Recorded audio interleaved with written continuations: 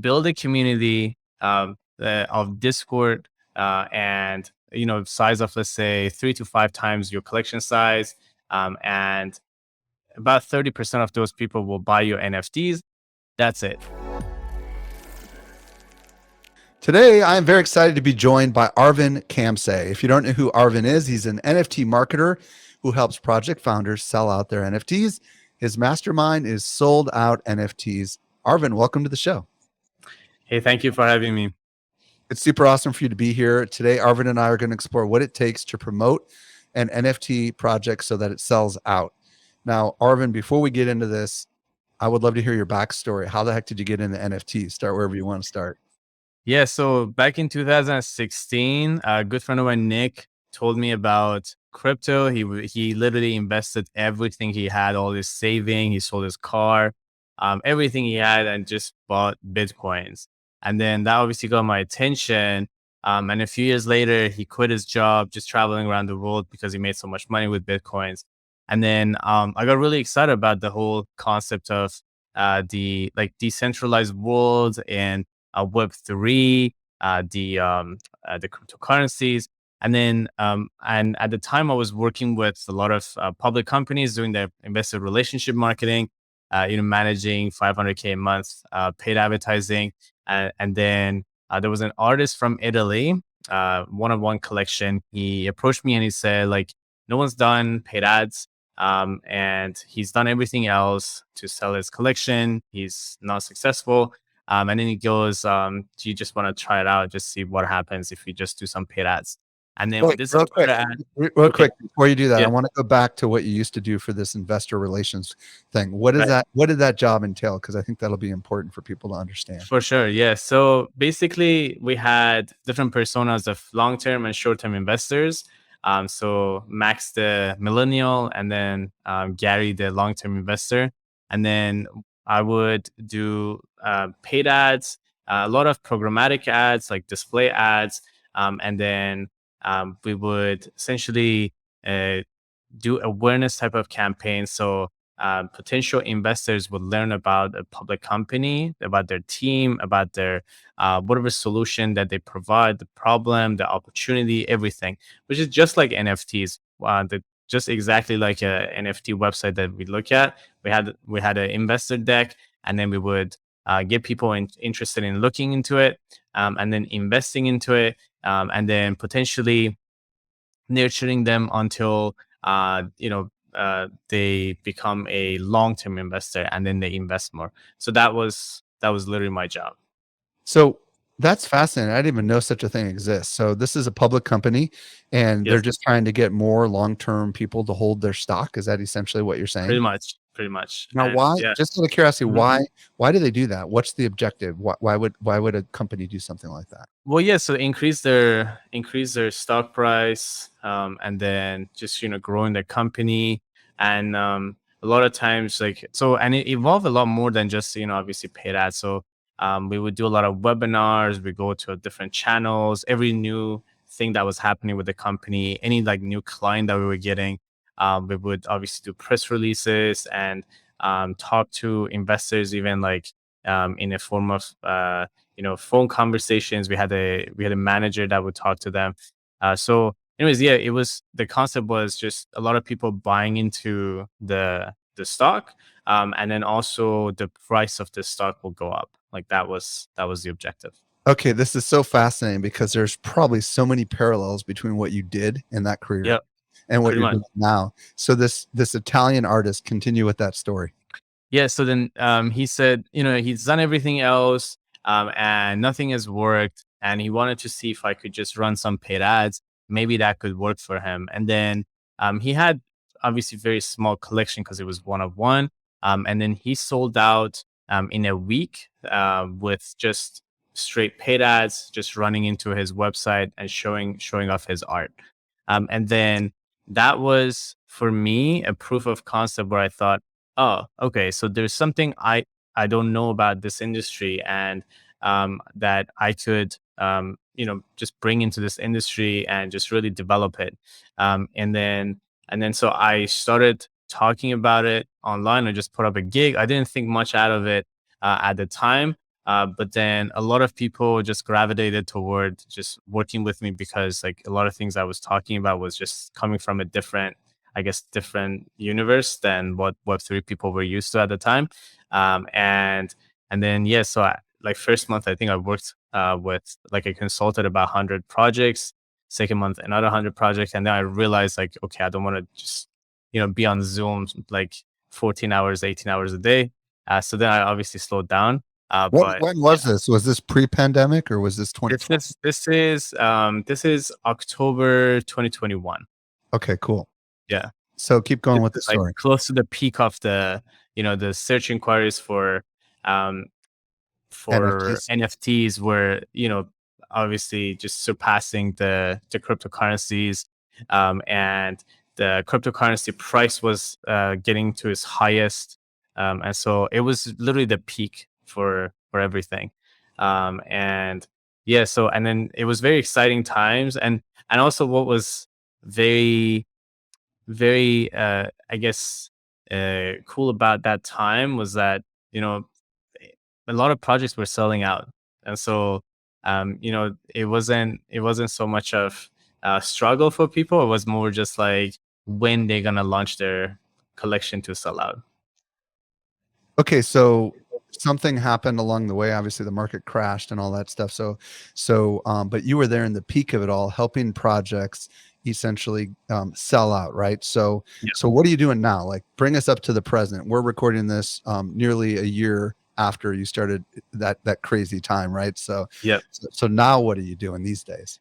Yeah, so I remember during, I guess, May of 2022, where a lot of projects, I guess the sentiment of the market significantly changed. So it was very clear how different it was as far as people buying and just also stats. So, number of collections, they're about, on Ethereum, they're about 100,000. On Solana, they're about like 50,000 ish. And as far as the wallets, like active wallets that we have, beginning of this year, January, I believe, January, February of this year, it was about 1.5 million. And then it was dropped to about 500,000 in May.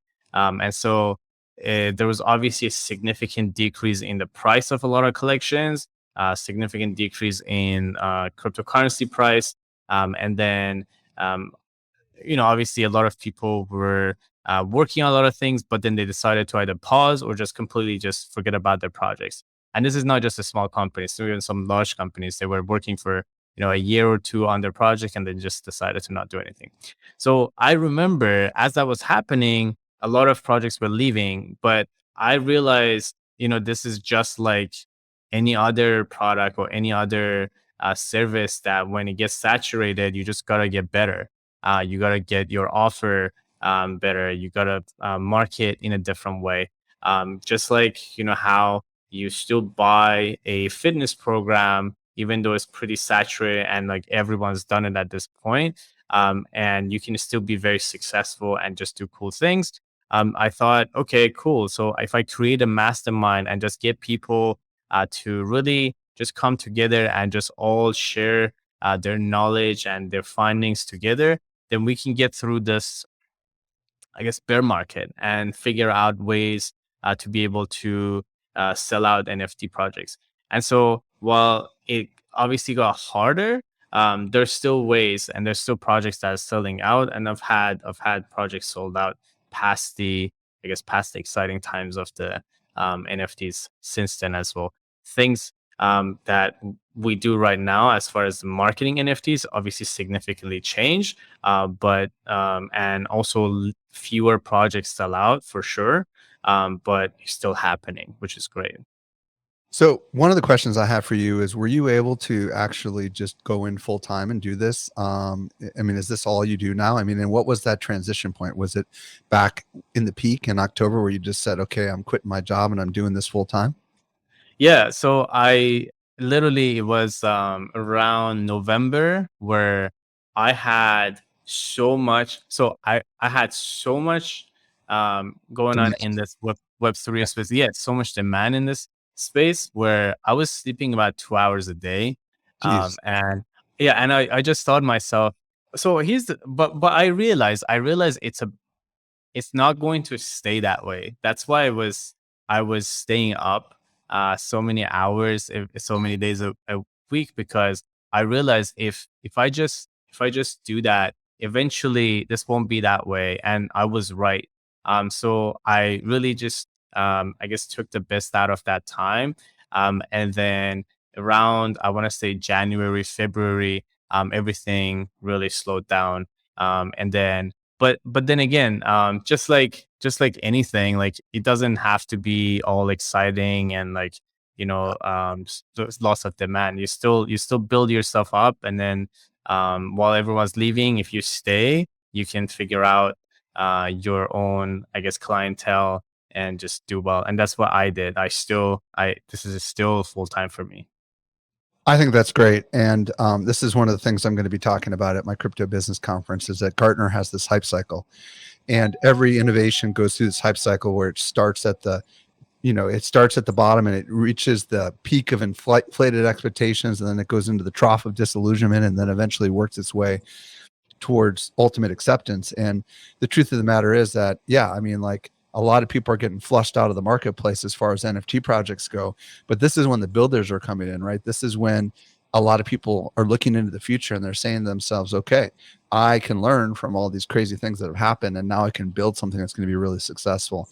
Now, I would love to hear your thoughts on why so many NFT projects don't sell out.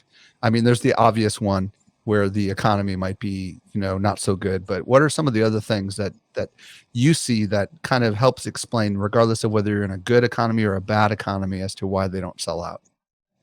Absolutely. So just for so it's obvious for the audience. My mastermind, I offered people, I said, hey, like it's, every time, maybe twice a week, 2 hours, every time we talk about your projects, all your questions and everything. During the bear market, we would stay on for 5, 6 hours because um for probably 2 hours, people were just talking about how everything was so different. So obviously the bear market sentiment just changed everything for people, and people got really afraid. And so they didn't want to launch; they all wanted to pause on everything they were doing. But what I started doing was I thought, okay, cool. So let's go back to the basics. Why people buy things. So first, your offer has to be great. You have to actually solve a real problem. You need to know who you're selling it to, and you need to figure out why those people buy what you're selling them. And then now once you figure that out, then where can you find those people and just show, like really clearly communicate why they need to buy your products. So just simple stuff that I was doing prior to that in marketing in general in Web 2. Then I thought, okay, let's just go back to basic and just create the same thing in the Web 3, and then be able to sell it. And then that translated into, as far as the offer, just going through the website and just figuring out, okay, on the top of the website, I realized when I was looking at projects that were selling out, I never seen that before until like I had to actually go and look, where on the top of the websites of like, let's say Bored Ape, or like some of the blue chip collections, or and you see a lot of projects that they understand this. They have an image that really shows what the project is about, like really paints the scene. And there's certain so this is just one of the examples of like certain things that successful projects do, that it wasn't until during the bear market that I actually like had to actually understand all of these things, right? And I bet for some people, they still don't see these things. They just think, oh well, it's like a cool looking website. But so going back to that, so on the top of the website, Well, actually, it, wait. Let's yeah, hold on to that for just one yeah. second. So I just want to reiterate why projects tend not to be successful. Um, Mhm. this isn't anymore a if you build it, they will come kind of era, right? Like, it sounds like about a year ago, you could have built almost anything and it would probably sell because people were just going nuts and buying these projects. But now, what I hear you saying is, hey, you've got to have an idea that has a marketplace, right? And you need to make sure that, I would imagine, those people are actually out there and actually in the world right now that buys NFTs. Is that a fair assessment? Yeah, because it was all about the excitement and people just trusting everything that the project owners or the project founders were saying. And then that changed significantly. And then now people were actually researching things, right? So now when they start researching, then you really needed to have a good product or something that's really valuable for people. So what people now call it a utility. And when it comes to your branding, it needs to be clear to people. Again, in the past, it didn't matter, but now it's very important. And so like all the basic rules in marketing and sales that were obviously all the time, they were true all the time. They became important again, but there was just a period of time where NFT sales was just about how people were super excited; they would buy anything. And then we obviously passed that time. Yeah, it's kind of like if you're in New York City and you happen to it's raining and you happen to sell umbrellas. No one's going to care. They're going to buy Right. your umbrella because it's just like it serves an instant need, and they don't care if it's a piece of garbage umbrella or it's a really good umbrella. They're going to buy the umbrella. And that's kind of what it was like. Everybody was buying umbrellas. Right now, no one's buying umbrellas because there's no rain coming. Right, and rain is metaphor for the buyers of these products. Right, so now you have to have a much clearer purpose and you have to work a little bit harder. So let's talk about how to sell out an NFT project. What are some, you kind of hinted a little bit about some of the basics, but what are some of the things? And let's even talk about community as well too. Like, what do we need to be thinking about if we want to sell out an NFT project, assuming we've got, I mean, you can talk a little bit more about the stuff we just talked about, but let's dig in. What do we need to know? Yeah, absolutely. So actually, community is I say people are misunderstood about the value of community in the NFT marketing. So last year, all we had to do, and this literally wrote on entrepreneur.com like an article, just like formula for selling out, which was just build a community of Discord and size of, let's say, 3 to 5 times your collection size, and about 30% of those people will buy your NFTs. That's it. So I remember literally we just sold out projects, in 6 minutes. Where like on the website, first of all, the website we probably spend like $500 on it, and like total, with everything, like all the functionality and everything, and then the utilities that we literally had was like number one was metaverse, number two was staking, number three was like something else. It's like one word, nothing, like, and nothing about the team, not even Doc's team. You didn't like, it wasn't even a team, it was just one person. And so, anyways, so all of those was happening, but then things changed, right? So the community alone is no longer enough for people to sell out a project. So I realized that when beginning of this year, around, I want to say February, March 2022, a lot of times people would come to me on these mastermind calls, and they would tell me, because they were afraid. They were like, wait, did you see that project that had 100,000 people on their Discord and they didn't sell out? How is that even possible? And so that was the beginning of the time where we realized, okay, so just building a community is not enough, because everyone was building a community. And every person, so what, let's say 500 projects were coming out every day. And then every person was part of at least 20, 30 different Discord channels. And then they will mute all of them. And then so it wasn't useful to just build a community, because then they would forget when you're going to launch. They wouldn't know when you're actually launching, or like you're doing something different. And even if they knew, there were so many options that they would just possibly pick either the cheapest one or the one that's just like the newest, or whatever criteria they have. So it was just really difficult, right? And so as far as, so the first thing is the community is okay. So you still need to have a community, but this time you want to have a more qualified community. So I went from just building projects of just saying, hey, whoever came in, whatever country, whatever profile, perfectly fine, to just realizing, hey, like, for example, that project that just went on the top of, like, ranking for OpenSea, now like it's almost like zero. It's because we didn't care who the holders are and how many they hold.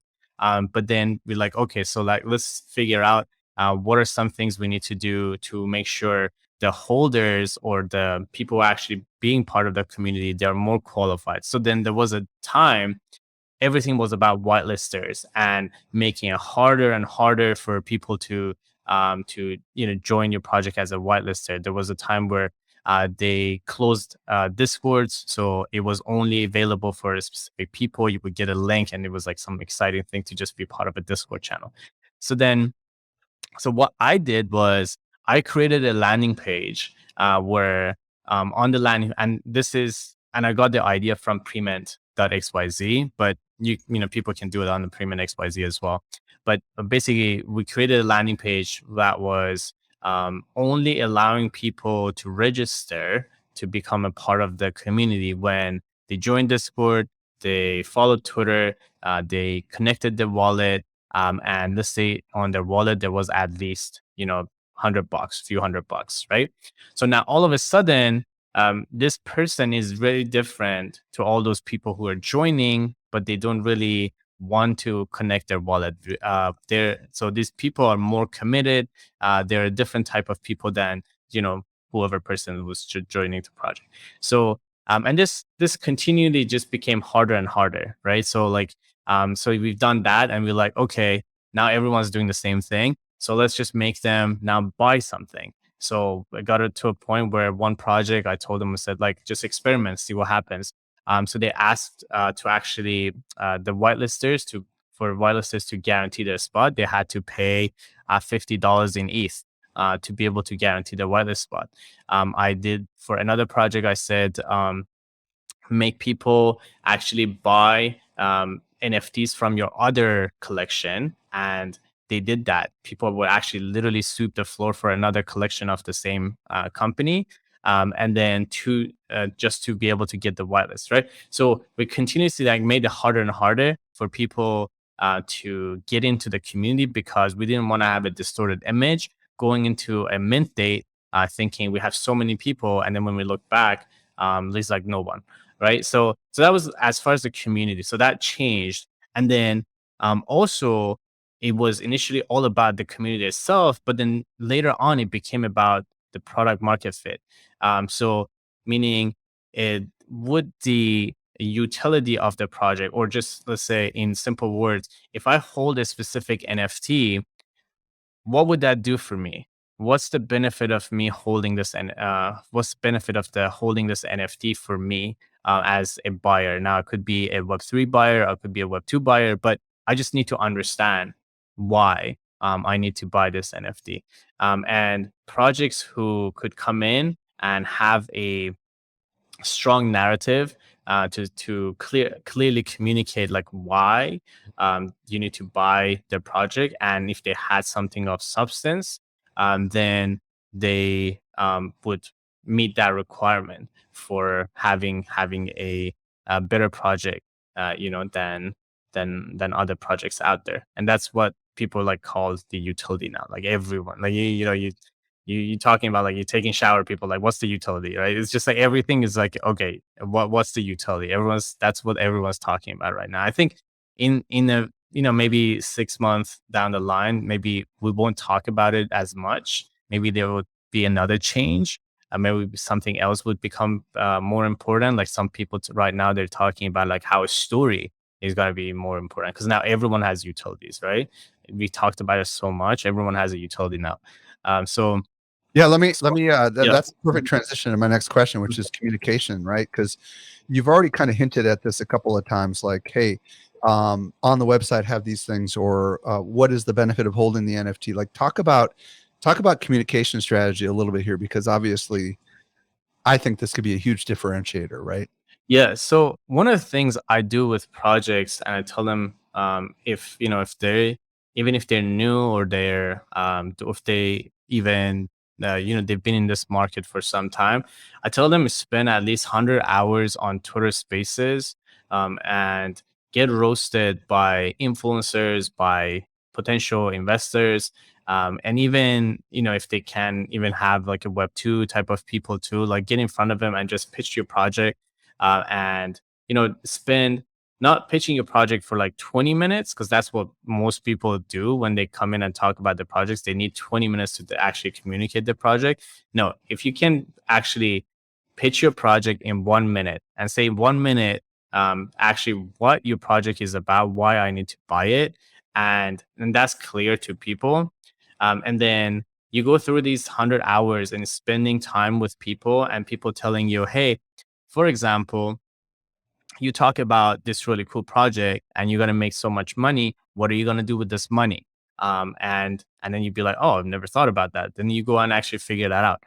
Or like people say, okay, so how are you going to make money after the primary sales? And then you'd be like, this is interesting. We never thought about that neither. But like now we can have maybe a process where we sell merch, or maybe we have some on-chain utility that, or maybe we have a staking or something, right? And then you come up with new things. It gets to the point where your offer, meaning what you're actually pitching, and what people are actually perceiving of, what they're buying, becomes so refined that when it gets to the mint date, then people are feeling comfortable actually buying it. And this is I've got a quick clarifying question on this. yeah. So are we doing our own spaces with our existing community, or are we going into other people's spaces and asking questions? I mean, because that's the part that I'm not clear on and what you're proposing here. Yeah, so actually both. So what I like to do at the beginning, when projects actually want to do spaces, so they usually don't have an audience, people don't know them. And so what I like to do is to actually find people who already, so in fact, on Twitter, people can actually go type out, literally just they can look for Twitter hosts. And a lot of people now have them in their bios, and they can find those people. They usually have an audience. They charge anywhere from a few $100s to a few $1,000s per hosting a Twitter space. And it usually brings somewhere from at least 50 people all the way to a few thousand people on a Twitter space. So what I like to do, I like projects to first go on those, and then spend some time with that influencer, maybe twice, 3 times on their spaces. And then what happens is some of those people from those spaces, they start liking the project, they start liking the people who are doing the project, and then they move over. So they come in when the project's doing their own Twitter space, right? So that's how I like to do it. Now, there's a lot that goes on into promoting. So someone I know, I speak with him like on stages. He has one of the largest Twitter spaces in the NFT. And he was telling me the other day how for his first Twitter space that he had, I believe he had like 2,000 people live. He actually promoted that Twitter space for 2 months. And he did, promotions on his email list, on his Telegram, on his Discord, talking to influencers. Which actually, that's another thing I like to do, is like bringing a lot of influencers with blue checks, because that gets people excited. And plus also, people want to hear from people who have strong opinions about something. And so just bringing a lot of people on specific Twitter spaces with you, and where they can just, contribute as far as their opinions, that's really helpful. So there's a strategy on actually how to build the audience of your Twitter spaces, but that's really it. Like going on other people's first, and then eventually you build out yours as well. That's really fascinating.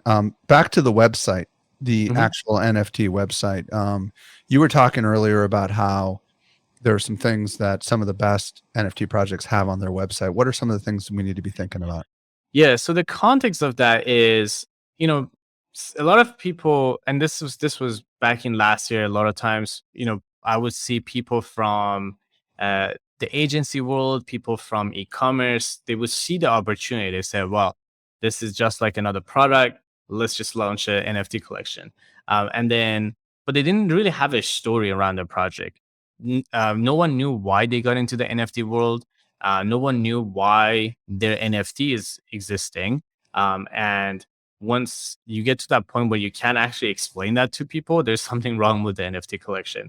And so what what I like projects to do, to have a story first of all around their project, to say, hey, like why they got into the NFT, I guess industry, and then what is it like for like they need to paint the scene for what it's like for the holders to as they getting into this project and they're holding this NFT and they're contributing their time, their money into this project. What would it look like for them? And can you actually paint the scene of like what that future will look like? And so what you see a lot of projects when they have their stories, they literally there's a page, there's a tab on their websites that's just a story. Usually it's written in the future format, in like 100 years from now, 30 years from now, whatever that is. And they paint the scene. And so when people actually read it, or more importantly, on the website, they see that first image, they can quickly see themselves just being part of that project, being, now, for example, like I just give you a prime example of that, like Bored Apes, the founders, they were writers and they wanted to have art. So they thought about, okay, so they should just do a collective art. And then they thought, okay, if they do collective art, then everyone's going to draw penises on. And then they thought, okay, well, if that's the case, where would that be? That would be a bathroom stall. Where would that be? It would be maybe in a dive bar, or maybe it could be in a maybe it's like a yacht club, and in maybe in a swamp. And so it started just painting that I guess scene for people of like, oh, okay, so there are these rich people just sitting around kind of bored, and these are the bored apes, right? And so the concept of actually being able to paint that scene for people to be able to connect with something, to so they feel they belong to something. That's really important. And projects do that with one image on top of their website. There's another image that's very important on the website, and that is the utilities. So I believe, if I'm not mistaken, DeGods, I think they did that, where everything as far as the utilities is actually portrayed in one image as well. So if you look at that image, you can tell like all the things that they're gonna do in the future and all the things they've already done. And so again, in a visual format, quickly just telling people, hey, this is what we're about. These are the stuff we're gonna do on our roadmap. And I think I was very influenced by just looking at a lot of investor decks, just for a lot of companies. So I kind of had this idea of, okay, from the beginning, obviously, like for NFT projects, there's that image, but then it goes into, okay, what's the opportunity? Who are the team members? Why those team members? And that's the thing. Like again, like a lot of times people just list the name of someone who is doing a specific project, but why? Like if you're all about producing events, have you done anything in that industry? You want to have at least a one liner, just say, hey, this is what I've done prior to launching this NFT project. Now I'm doing this NFT project. All right. So something that's relevant. So people say, okay, so they have some form of track record. Or even if you don't, then obviously just say something that makes people think you're capable of doing that. Right. So and then the roadmap. And then now what I like to do these days with roadmap is everything you say on the roadmap to have some sort of proof, if you already delivered it, or if you can deliver it before actually minting, and really show proof to tell people, be like, hey, this is how we're going to do this. And reason is that we've gone past a time of a lot of people getting rugged. So the more you can actually show, just like how in the web 2, everything, for example, coaches, maybe they have websites where everything they say, quickly they have a testimonial actually backing it up. If anything they say, like there's a video of someone saying that's true, or there's a screenshot of a Facebook post of someone saying that actually did happen, right? Or if they want to make an income claim, they show their Stripe account, right? So just like that, I like projects to anything that they say to just back it up with some sort of proof. And then so that's their team obviously being doxxed, have their LinkedIn in there, not just a Instagram account with like 2 followers, and then just be very presentable. Like everything is like a very serious thing, and that's a lot of times it's a mind shift. I guess mindset shift for people is just really treating this like a real business and just saying, okay, everything has to be presentable, right? And then so this is the roadmap, the team, the solution, the opportunity, the problem, and then it goes all the way to the bottom, and in one page. So everything is just presented in one page. That's the typical look of the website. On top of the website, until they're going through the process of minting, I like it to be the call to action to be all about people becoming part of joining the whitelist. And then once they are done with the whitelist, it's all about minting. So just call to action, just being clear. That's very important. But one thing I noticed with even with website is that a lot of times people say things on their roadmap, but they don't say like how or details of it. So for example, one project that was in my mastermind, they would say they're gonna have events, and once they sell out, they're gonna tell people what the event's gonna be like, and those kind of stuff never gonna sell. Right. Um, you have to Way too know, vague. Yeah.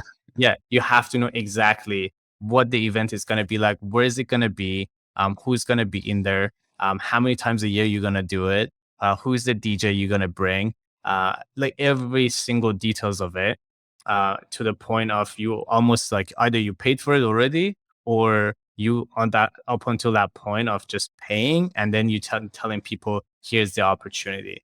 Yeah. Well, Gary Vaynerchuk did that, right? Except he's Gary Vaynerchuk. He said Right. you buy my VFriends and you're going to get access to 3 years of a conference that I'm going to do. And that was all Gary needed to say because it was Gary. You know what I mean? And Right. he's an events guy and everybody knows that. Well, he just never put out an event before, but he's definitely spoke all over the place. So they trusted him. But most people aren't going to know who the heck you are. So if you're going to say that, try to at least provide details. I love that. I got to come back to the advertising and the NFTs thing because I think a lot of people are going to be fascinated about this. Which platforms can you advertise NFTs with, and then how do you go about doing it? Yeah, so you can. I initially started advertising on. So this is we're talking paid ads right now. Yeah. Advertising on Instagram and Facebook, and then I stopped doing that because the cost went really up. And then so I went on Twitter. And what was good about Twitter was that a lot of people cannot advertise on Twitter because they don't have a, let's say, agency partnership, or they don't have any connections on Twitter that they could actually whitelist their account for them to be able to run paid ads. So the competition wasn't too much at the time. Now a lot more people now are able to do it now. So then we have to like figure out new things now again. But other platforms are Quora, Reddit, and YouTube as well. So all of those platforms, I've ran ads on them. Now, some are better for specific projects. So, like, let's say if it's a gaming project, I like YouTube ads because you can just show a preview of an ad, preview of the game, and just actually show people what the game looks like. Because that's what you really want to do. You don't want to talk about the game. You want to show how fun it is, and then maybe you can tell people about the tokenomics aspect of it too. But people need to see, okay, this is really fun, that they want to play it, right? Question on Twitter. Mhm. Can you target like for specific collections? Like for example, if you wanted to target the Moonbirds community or you wanted to target the Bored Ape Yacht Club followers, can you do that kind of targeting on Twitter ads? Absolutely, absolutely. So I tell you. So if you want to go down that, I guess, rabbit hole on this, so I've done a bunch of things on this. I have bought lists of uh, crypto, uh, crypto, I guess, crypto owners, like I guess owners with crypto wallets that have, let's say, $50,000 plus in their wallet, right?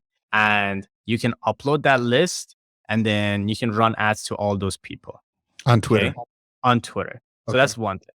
Second thing, I had some dev go through OpenSea and gather, for example, all the female holders of of projects. And let's say if a female on OpenSea has at least 2 or 3 NFTs, then we would have their Twitter handle in a list, right? So that's like a large list. We uploaded that on Twitter. If let's say it was like let's say it was a female project, then we could just directly target females. Now, just so people know, like majority of NFT buyers are male. So it's like somewhere around 90 to 10, or like 80 to 20. But still, like female projects, for example, or some specific projects that is just makes sense. You do want to go hard on, targeting females. So that's another thing I've done. So males and females, I've ran queries on OpenSea to just have like people who have at least, let's say, bought at least 2 NFTs. So that's another thing. What, Third thing I've done. yeah, what's Go ahead. the substance of the ad? That's the part that I'm curious about. Like, are you Cool. are you just promoting the fact that there's a new NFT project, or what are you doing in the ad? Yeah. So at the beginning, because there was just so few people, it was all just about like, let's say crypto.com and maybe a bunch of other like larger exchanges. They were the only ones that actually were running ads. Like on Reddit, for example, still to this day, you would just see like crypto.com and maybe a bunch of other platforms, and then maybe some NFT projects that are able to get past all the like strict rules and policies of Reddit, and they have, again, someone at Reddit, like they have a partnership, they can run. So at the beginning, it was just about just saying, hey, this project exists, and here's the project. It's 10,000. This is what it looks like. On the video, like you will show different NFTs. If you can actually show something about the utility. So for example, San Vegas Casino Club, it was just first thing people would see on the video of the ad would be that you can be the house always wins. So that could get people quickly like in the mindset of, okay, the utility is about something to do with, you get profit from the casino, right? From the online casino. So that's obviously very important to show it in the ads. Now, at the beginning, it was kind of like whatever you would do, it would do well because just there were so few people. Now, I go for 2 things. I go specifically talking about the utility, and hopefully this project has a utility that it's not the exact same thing as many other projects. So that's one thing I like to do. The other thing I like to do is a comparison charts. So I want to compare. Now, this is something people need to be careful. Like, you don't want to like to be disrespectful to other projects, but you want to compare to projects that are similar or like really good. Even like, let's say, blue chip collections. You want to compare yourself and just have a visual of like, here's what you're getting with this project. Here's what you're getting with all these like blue chip collections, and then just show them. Obviously, you need to be convincing to that your project is actually either up to par or like better, right? And so those are as far as the content. And then I just realized you also asked, can you target the followers of a specific channel? You can do that. You can target your own followers. You can also target any followers of a specific brand or project that you think, like, let's say if a project is like similar to yours and you're like, hey, they've done the work, you just want to get in front of them. You can there's a software you can actually scrape all the usernames of the followers, and then you upload it on Twitter as a list, and then you can just run ads to them as well. So that's as far as the targeting side. And then obviously which countries you're picking, that's important too. The age group you're picking, whether, the settings of it, like the bidding, things like that, that's obviously important. And then as far as the visuals, I like either the video of utility, something about utility, or the comparison charts. And then the copy. So the copy is very important too. I mean, obviously, but what I like to do with that is say things that if it's going to Web3 people, which is most of the times the case on Twitter, I like it to be so that you're talking about things that speaks to people. So for example, Goblin Town, when they came out and they said, hey, we're just tired of the Discord grinds, they were the first one actually said that, right? And then everyone was just like, oh, someone understands us. That's really cool.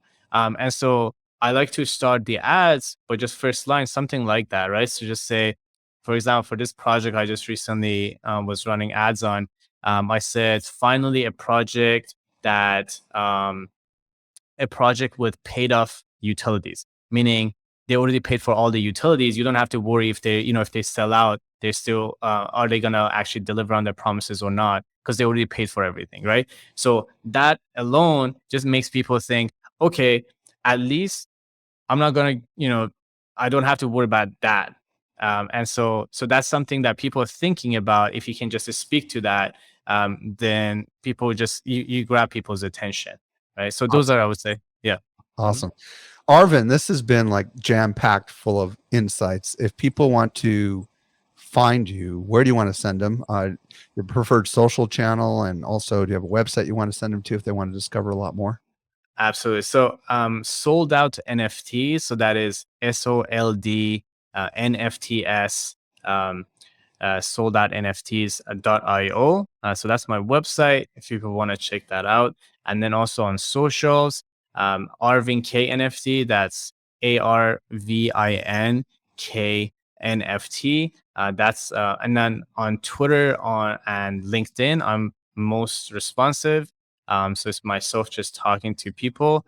Everything else is actually just people in my team. But on those two platforms, it's myself, and I just love to, when people DM me, I'll check all the DMs and chat with people as well. Arvin Kamsay, thank you so much for coming on the show and sharing your amazing insights with us. Absolutely. Thank you for having me.